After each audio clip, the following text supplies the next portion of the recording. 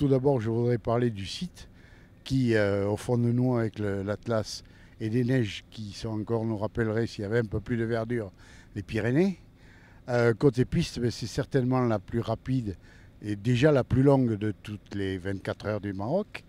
C'est de la piste, avec par endroits piste caillouteuse, mais contrairement aux autres jours, il n'y a pas de dunes ni d'herbe à chameau. Nous sommes aujourd'hui en plein cœur de l'Atlas, à côté de Ouarzazate, pour la dernière spéciale du Rallye Off-Road Maroc. Et je vous propose tout de suite de revivre la spéciale dans son intégralité.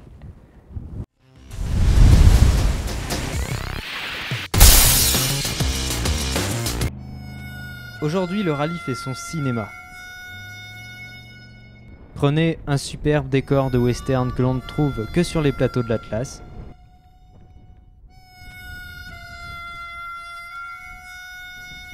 Du vent en quantité juste suffisante pour enlever la poussière. Un circuit très roulant où seuls les oueds et les saignées malmènent les concurrents. Et vous obtenez la scène idéale pour la dernière spéciale des 24 heures off-road Maroc.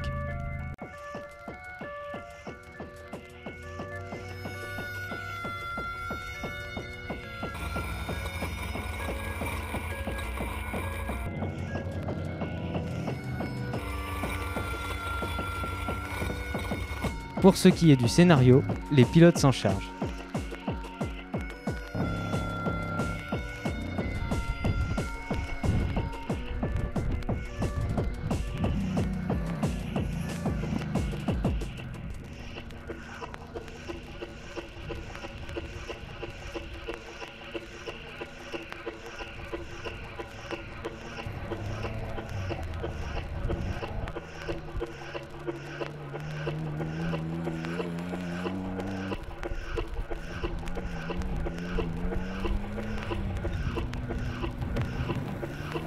La piste large et rapide donne lieu à une véritable bataille pour la 3e place au général. Au terme de l'étape, Thierry Charbonnier et Jean-Claude Rebout ne seront séparés que par 3 petites minutes. Jean-Claude Rebout remportera cependant la compétition dans la catégorie T1 devant Hugues Lacan et Jean-Claude Répara. On est très satisfait parce qu'en plus la voiture a super bien marché. C'est une voiture qui est très bien préparée, qui peut faire beaucoup mieux à mon avis. Bon, peut-être avec un meilleur pilote, hein. Mais bon, on a fait ce qu'on a pu. Mais je pense qu'on a perdu nous-mêmes la 3e place parce que, comme tu le disais justement, le premier jour on a fini 10e. Et on a fini 10e parce qu'on n'a pas bien compris le règlement. Parce qu'on a fait un tour au ralenti. Le dernier tour, on le faisait pour rentrer en réalité. Donc on est rentré tout doucement, tranquillement, pour rien casser. Ce qui fait qu'on a facilement perdu peut-être 5 minutes, ce qui nous a fait perdre la 3e place. Pour nous, ça a été vraiment un bon test. Les voitures ont très bien marché. Les deux confinis tout du moins. Et puis bon, dans une ambiance assez sympa, assez conviviale. Donc ça, pour moi, c'était vraiment c'est ce que j'attendais, tout à fait.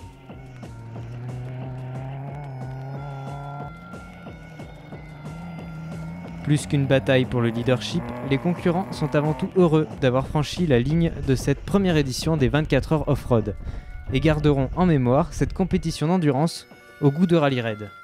Bien sûr qu'on est passé, je crois qu'on fait le 4e temps, j'ai vu, donc ça veut dire qu'on a un engin qui roule pas mal. La première journée on n'a pas eu de chance, on a tapé, on a cassé une villa de direction, on a perdu pas mal de temps.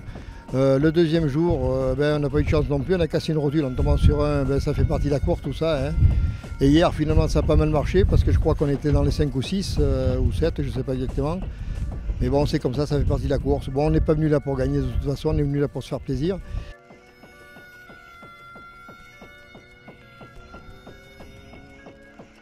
Ouais, on a franchi la ligne, on n'a pas eu de panne mécanique, hein, on a juste arraché un porte-moyeu, donc première course, on est content, côté fiabilité, parce que c'est vraiment pas facile, hein. Faut le faire pour s'en rendre compte. Hein.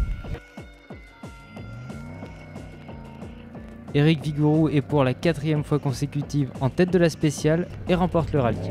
Il n'y a pas de victoire facile et on a abordé cette course comme n'importe quel autre grand rallye raid, c'est-à-dire couteau entre les dents. On était là pour gagner très clairement et en même temps on voulait faire un vrai test grandeur nature de notre voiture dans des conditions très intensives. Et 24 heures d'endurance, il n'y a rien de plus intensif pour la mécanique. Et là, notre grande satisfaction aujourd'hui, c'est non seulement d'avoir gagné bien sûr, mais surtout d'avoir démontré que notre voiture est 100% fiable et c'était ça notre objectif numéro 1. Au classement général, Éric Vigouroux est premier, suivi par Georges Lansac et Thierry Charbonnier.